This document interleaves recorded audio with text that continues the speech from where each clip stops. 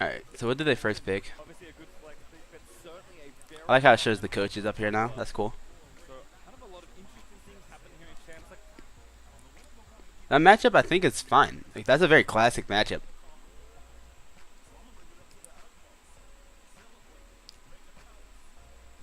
The matchup has been happening for a very long time.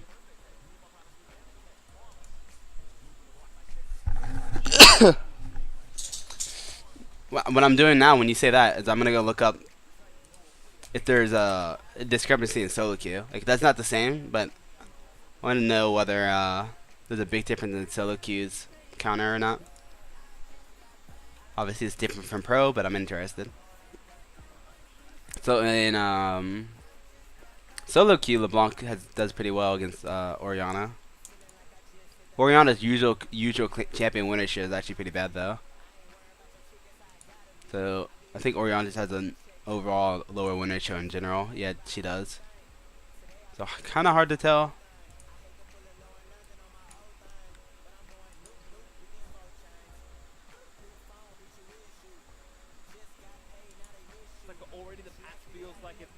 Okay, so they pick Caitlyn. Caitlyn's a super safe first pick. She fits into most compositions. She doesn't. The only thing that she lacks is having burst damage, right? She doesn't have burst. She doesn't have like that much of a split, but most AD carries don't split in professional matches. So, Caitlyn's pretty much the safest AD carry to pick.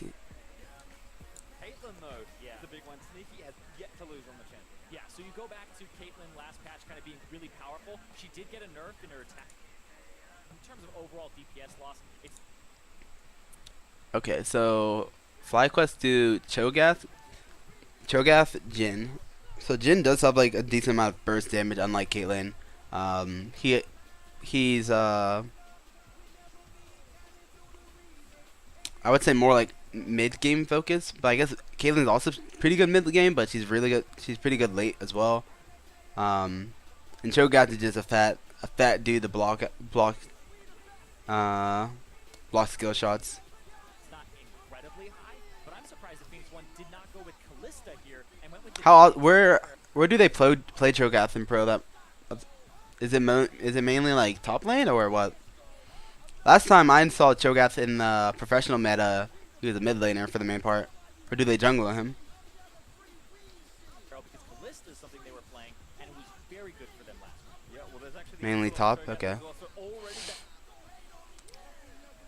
That pick we expected, also picked up here by P1. We've seen it jungle already, we've seen it top lane already around the world. So we'll have to see exactly where P1 want to put it, but both Mike Young and Zig are kind of solo queue Phoenix players. They're always kind of on top of the innovation, so no surprise to me that they're already picking this up. I like that you said solo queue Fiend. And I'm surprised it wasn't taken. Okay, so they did Bard Maokai. So what does Maokai bring? He brings in single target CC, so like a little bit of a pick. Obviously he's a tank. I don't know whether people have been playing him jungle or top. With top, he has like pretty decent TP flanks with his ultimate.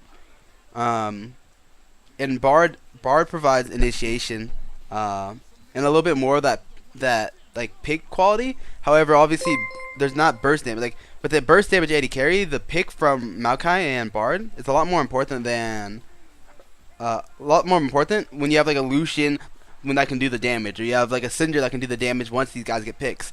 In the current form they have right now, they have two pick champions, but not that much burst damage to kind of take advantage of the pick. So I'm interested what mid laner, in top lane or jungle, depending on where the Maokai goes, they'll accompany with this pick that they've drafted in both Maokai and Bard.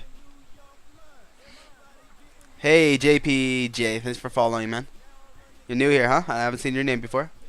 Take it here, because I feel like Xpecial would jump on that very quickly, but with a Jhin, it's not as crazy because it's very hard to proc your passive with the fixed attack behind. And this is continuing well, because this has been happening more and more where you pick your mid laner. So when Phoenix One picks their champion, they also are probably thinking about the same concept. Like these guys have two burst champions or two pick champions with no burst, and their AD carry is not going to bring the burst. So that gives a good idea for the Phoenix One, like what kind of champion Jensen might be looking to play this game. He might be looking to play Syndra, right? I would have to see more of their games to see what else he plays. So he plays Syndra, he plays Talia, Orianna. Orianna's decent, like decent in terms of bursts as well. There are champions with more bursts, obviously, but she's not bad at it. She's not amazing at it early game. And these two champions allow for that pick potential to happen very early in the game. So I don't think Orianna goes amazingly with them. However, the classic Orianna, like Orianna with this competition, definitely makes sense overall because Maokai Orianna has always been a thing. And when you have a sustained damage Caitlyn with like the later game burst damage of Orianna, that can be very good. What I was just saying is that the Orianna's early game like burst potential isn't very high, and so they limit their early game potential there if they do pick Orianna.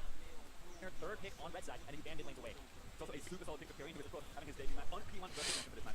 This is far and away his best pick. It's most successful by a lot. I'm a little scared though. All right, so now second ban phase. So Phoenix One could obviously go for banning out some of the early game burst champions and kind of or at least banning out some of the burst champions from Jensen. If it will make a difference. If there's so many different burst champions for Jensen, it probably doesn't make a difference if they ban her or not. Now I would have to know more about Jensen on this split to really answer that question, but that's what I assume Phoenix One is thinking about. And then for Cloud9, it's I guess just looking at the enemy jungle. Although I'm sure in professional they use Cho'Gath more as a flex pick, so it's kind of hard to ban in that way. So the only other target bans you can really make are support. So let's see what they end up doing.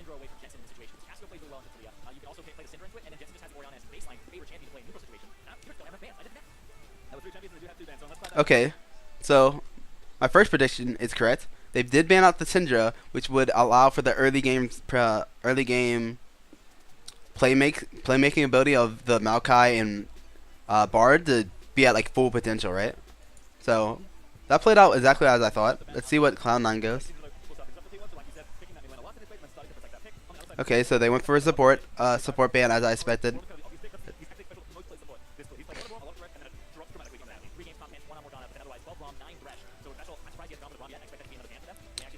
Okay, so Phoenix One. I actually forgot to mention Lucian, but Lucian is obviously a burst champion, unlike Caitlyn. And Lucian mid has been a very popular thing. And again, early game burst goes very well with this Bard Maokai that they drafted. So, I'm happy I was able to predict what their bans will be. Now, these bans aren't amazingly significant if Jensen still has another pick that works perfectly fine. Let's see like what they force Jensen on by doing these two bans.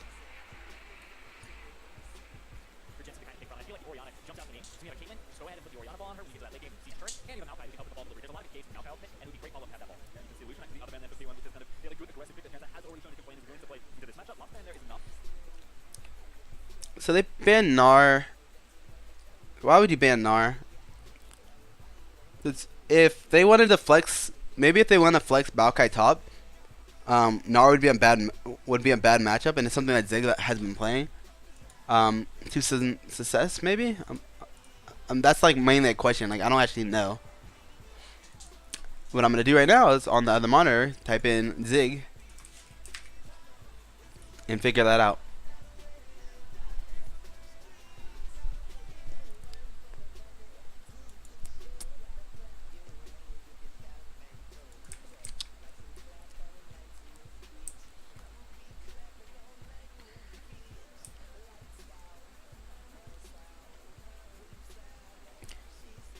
Zig doesn't have like some crazy win ratio with Gnar, so what I'm assuming is they do that ban to kind of free up their Maokai to be more of a flex pick, more guaranteed. Plus at this point, there's not that one ban. There's not much they can do with it that would really change Phoenix One's plan. So what they're doing is using that ban to make their plan more flexible.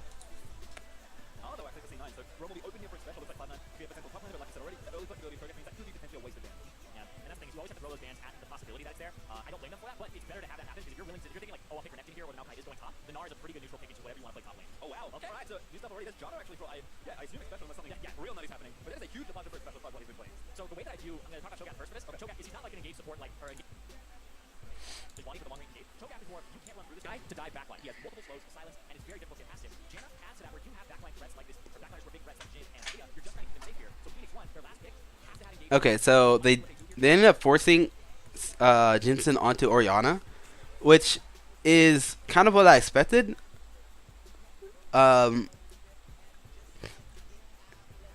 So it's like I said, it's still a good pick for their composition. It just isn't able to snowball the early game nearly as hard as another early game burst champion. With Talia being picked and Lucian and Syndra being banned, Jinsen would have had to swap into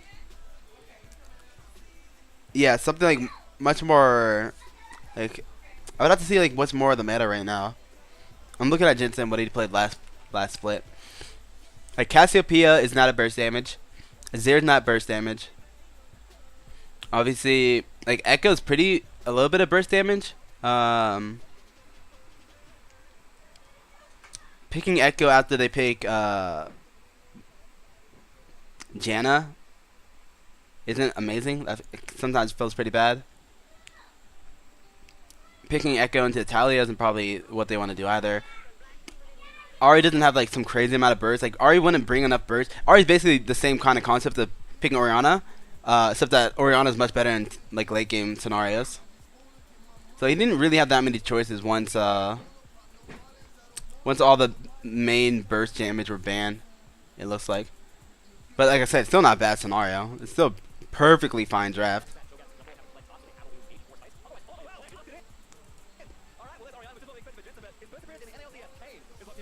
Alright, so they lost in Kayn, which gives them another late game damage threat in terms of DPS.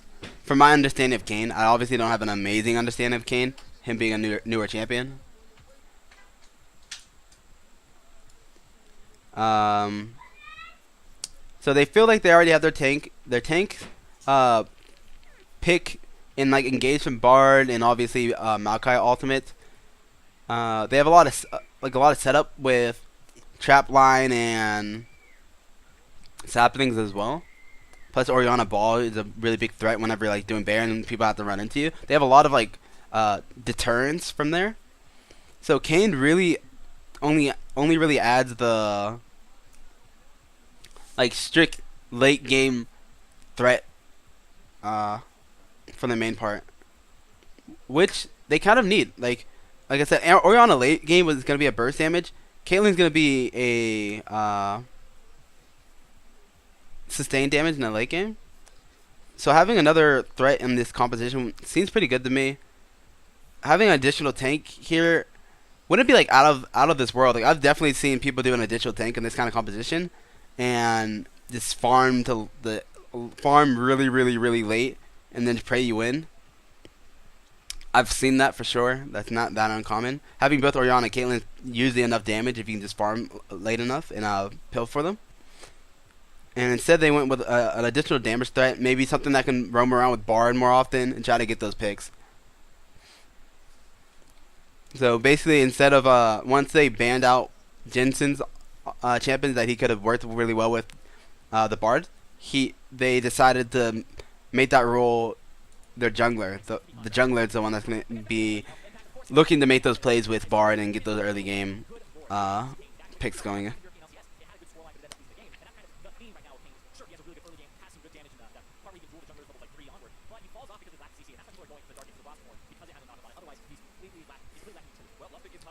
Okay, so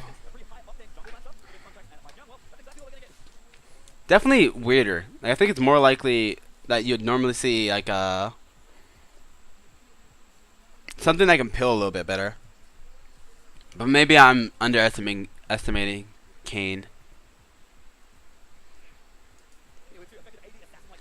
So I talked a lot about Cloud9. So let's look a little bit at Phoenix 1 real fast. So they have a top lane tank, obviously. He has a pretty good ultimate. Like his ultimate is obviously like a burst tool, right? They have like a burst assassin jungler. So they have two different forms of burst. Tally also has a pretty good burst, and Jin's also pretty good burst. So they have a pretty bursty team, which means usually when you have a lot of burst, like burst is not amazing against like actual tank stats, because if you use your burst and they survive it, it's pretty bad.